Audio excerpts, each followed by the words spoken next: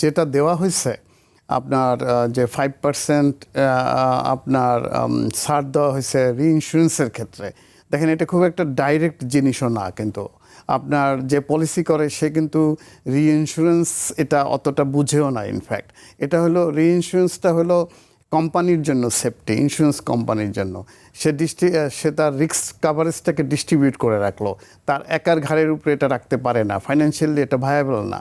যে কারণে রিইন্স্যুরেন্সের যে কনসেপ্টটা আসছে ওখান থেকেই, যে তুমি তোমার ইয়েটাকে রিস্কটাকে তুমি একার ইয়েতে রাখো না, এটা বিভিন্ন জায়গায় তুমি এটাকে ডিস্ট্রিবিউট করে রাখো। এবং সেখানে একটা ছাড় মানে 0.5 মানে 5% ছাড় দিয়েছে। এটা কিন্তু ডাইরেক্টলি আপনার পলিসি হোল্ডারের ইয়েতে খুব একটা যাচ্ছে না, যেটা আমার আগের আলোচক সিইও মনীষ সাহেব আলোচনা করছেন, যেটা আসলে কর্পোরেটের একটা বেনিফিট হলো। এখন আপনি যেটা প্রশ্ন তুলছেন যে এর বাইরেও কি যথেষ্ট কিছু করা যেত এই এই এই এই সেক্টরের পেনিট্রেশন বাড়ানোর জন্য, তো সেটা অবশ্যই। কারণ বিমা পেনিট্রেশন সিগনিফিক্যান্ট পেনিট্রেশন আমাদের দেশে এখনও হয় নাই, যেটা এখনও এটা দিন দিন নিচের দিকে যাচ্ছে। 0.5 মানে এখন অ্যারাউন্ড 4.4 to 0.5%, যেটা 10 বছর আগেও 0.1 0.9 মতো ছিল।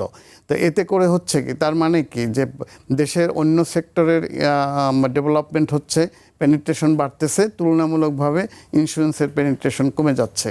এখন এই যে আপনার 4টা মৌলিক অর্থনৈতিক যে সেক্টর আছে, তার মধ্যে কিন্তু বিমা একটা, যেমন money market, capital market, bond market এবং ইন্স্যুরেন্স সেক্টর।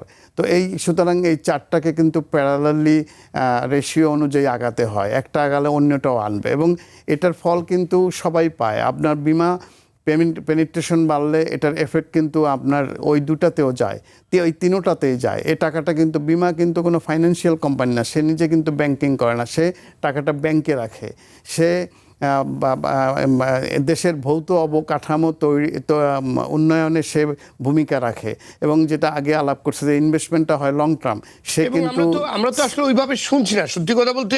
ব্যাংক খাত নিয়ে যে পরিমাণ মানে আলোচনা, অন্যান্য সেক্টর নিয়ে যে পরিমাণ আলোচনা, বাজেট বক্তব্যে আমরা ব্যাংক খাত নিয়ে যেরকম শুনলাম, কিন্তু বিমা খাত নিয়ে তো আসলে মানে পুঁজিবাজার নিয়েও কিন্তু ব্যাপক আলোচনা রয়েছে। কিন্তু বিমা একটা সেক্টর, যে সেক্টরে আমাদের বাংলাদেশের সরকারের কিংবা কারোই কোনো রকম ভ্রুক্ষেপ নেই। এই কথাটা যারা বিমার সাথে, অথচ এই বিমা খাত নিয়ে কিন্তু মানে বিশাল বড় পুঁজি সংগ্রহ করতে পারতো সরকার।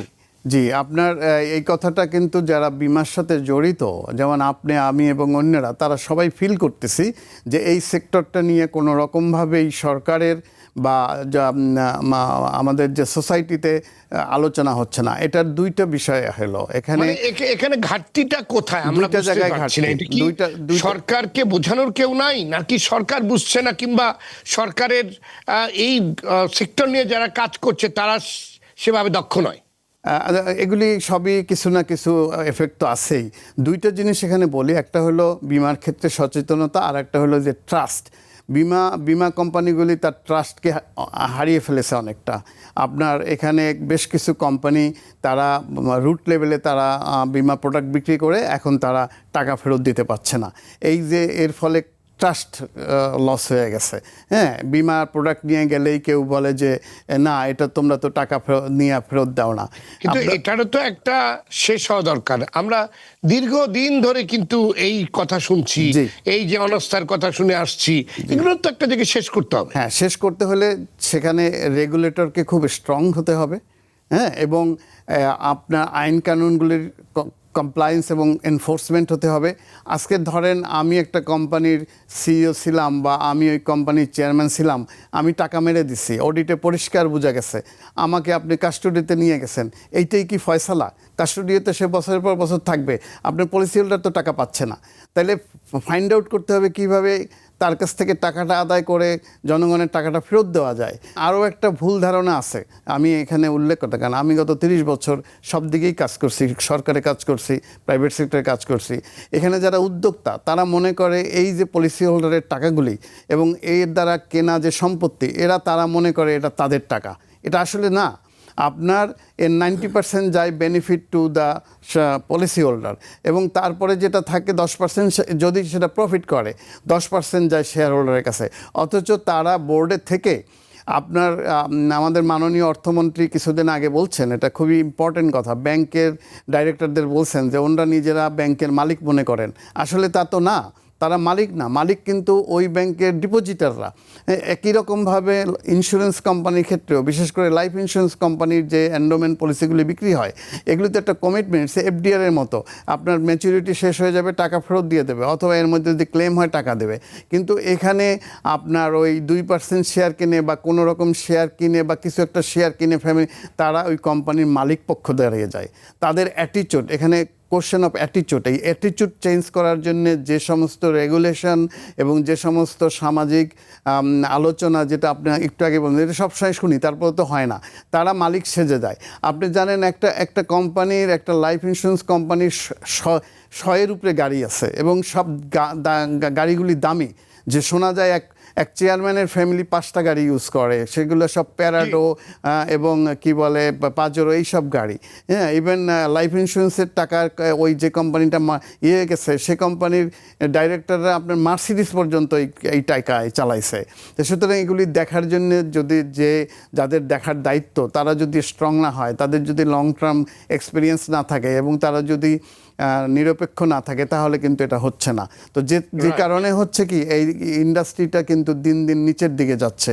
এবং হ্যাঁ, এবং যে সেক্টরে পেনিট্রেশনটা বাড়বে, আমি এটা অবশ্যই এবারে বাজেটে সরকারকে সাধুবাদ জানাচ্ছি।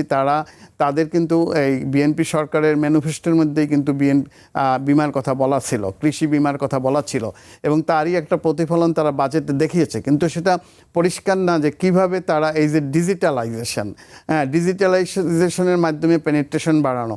আমি আপনাকে আজকে বলতে বাধ্য হচ্ছি, এর আগের যে এই অন্তর্বর্তীকালীন সময়ের চেয়ারম্যানের সাথে আমি 2বার আলাপ করছি আপনার ইনস্যুরটেক নিয়ে। সে আমাকে পরিষ্কার বলে দিচ্ছে, আমরা আর এই ধরনের কোনো কোম্পানি দিব না। আমি বলছি, this is a distribution channel, আপনি ইফ ইউ ডু নট, আপনি ডিস্ট্রিবিউশন চ্যানেল না বাড়ান, তাহলে পেনিট্রেশন বাড়বে না। পুরা পৃথিবী এখন আপনার টেকনোলজি ইউজ করতেছে তার জন্য। এখন তো আপনি জানেন এআই দিয়ে আপনাকে এগুলিকে আইডেন্টিফাই করা হচ্ছে। ইভেন এই ক্লেমটা কি ফলস ক্লেম না রাইট ক্লেম, এটা কিন্তু এআই দিয়ে এখন করা যায়। তা সেখানে একজন চেয়ারম্যান যদি বলে যে সে এই ডিজিটালাইজেশনে আর যাবেন না, তা তখন তো স্বাভাবিকভাবেই তার সাথে কথা বলার আর এই সেক্টরে কারো থাকে না। তো যাই হোক, সে চলে গেছে। এখন এ ব্যাপারে সরকার অলরেডি আপনার মৎস্য বিমার উপরে বেশি গুরুত্ব দিচ্ছে। ভালো, এর সাথে সাথে যে এগ্রিকালচার বা আদার বিমাগুলি, যেমন আপনার এই যে হাঁস মুরগি বা এই যে আপনার পোলট্রি, এবং আপনার এই যে গরু উৎপাদন, যেগুলি দেখেন বাংলাদেশে আপনার এই এক কোরবানির সময় কিন্তু লক্ষ কোটি টাকার উপরে গরুরই, এটা একটা বিরাট ইন্ডাস্ট্রি হিসাবে কাজ করে। সেখানে কিন্তু ইন্স্যুরেন্সের একটা বিরাট ভূমিকা থাকতে পারতো। এখান থেকে কিন্তু একটা বড় ধরনের ইন্স্যুরেন্স প্রিমিয়াম কিন্তু এখান থেকে নন লাইফওয়ালারা এই সেক্টর থেকে আহরণ করতে পারতো। ধন্যবাদ আপনাকে, জনাব মনিরুল আলম।